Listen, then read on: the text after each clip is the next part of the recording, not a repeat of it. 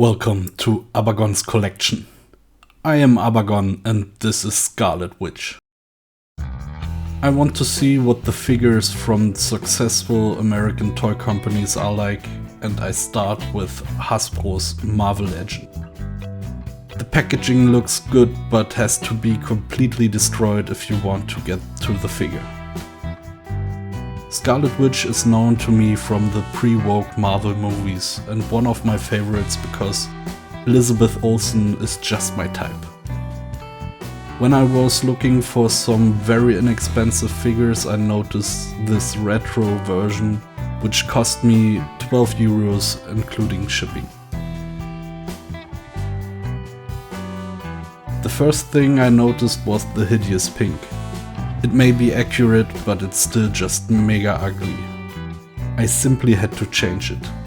The figure has a few color blobs, which is nothing compared to what I will do with the figure. The head is perfect. Not only the mold for the face and the flowing hair, but also the painting is immaculate.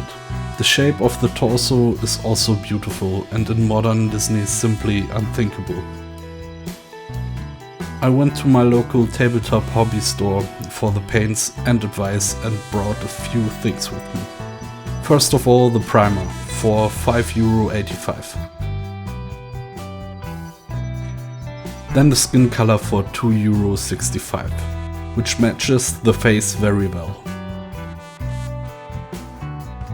Then a wash also for €2.65 for the blush of the skin.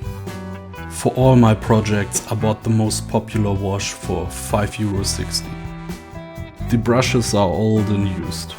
As with the Mythic Legions, I thought I would take the figure completely apart, which was more difficult than I thought.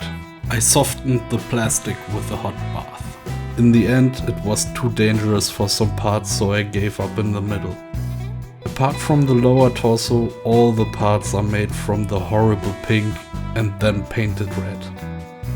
I started straight away with the skin color, which is quite thick. As soon as I used water to thin it, the color changed, which I wanted to avoid. That's when I realized my first mistake. I should have used the primer. The horrendous pink is too visible despite the thick paint. At first I thought it wouldn't be so bad if a little pink shone through in the skin color. I was terribly mistaken.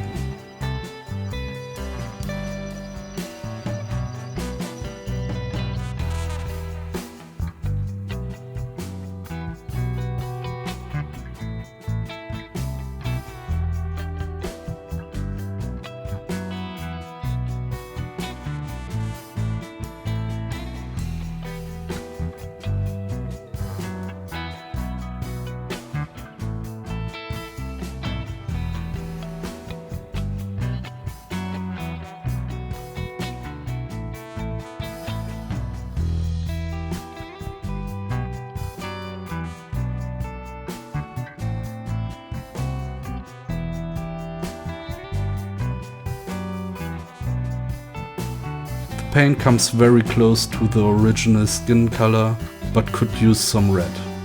That's why I later decided to use the wash. The painted red of the upper torso and the red plastic of the lower one are very close to each other, and I can only make out the differences through the camera.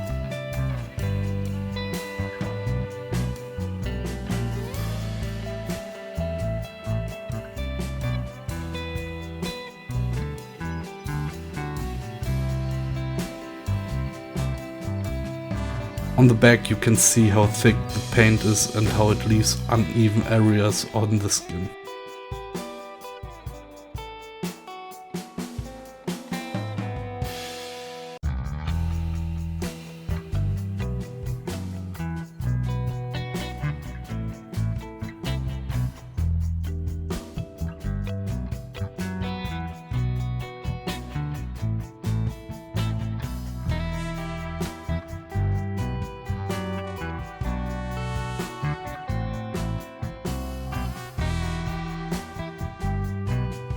The result after the first layer was already very good, and I should have stopped there. From here on, however, I didn't miss a single mistake and made every mistake you can imagine. I applied a second coat with a thick skin color and therefore caused some more rough spots and sloppy transitions. On the shoulders you can see what the disadvantage is if you don't take the figure apart completely. The salesman had warned me, but I simply forgot.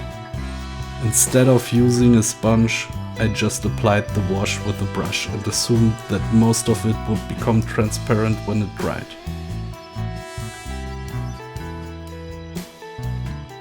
After this catastrophe, only acetone helped. And that only left more messy spots.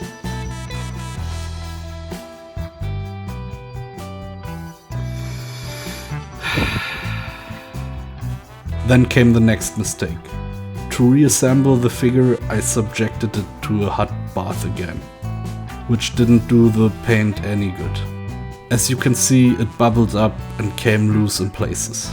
In other places, there were small blobs of paint that smudged even more, and to touch up I used my red Gundam marker, which then took on a completely different color. So I went over it again with paint. I still wanted to use the wash and applied it with a sponge. My paint job was a complete disaster, but I learned a lot from it. Nevertheless, I am satisfied with the result and I like the figure. The mold itself surprised and delighted me. Too bad it's probably just a remnant of a bygone era that had to give way to woke agenda and corporate bullshit. I think I take a look at other Marvel figures that probably aren't from the current universe either.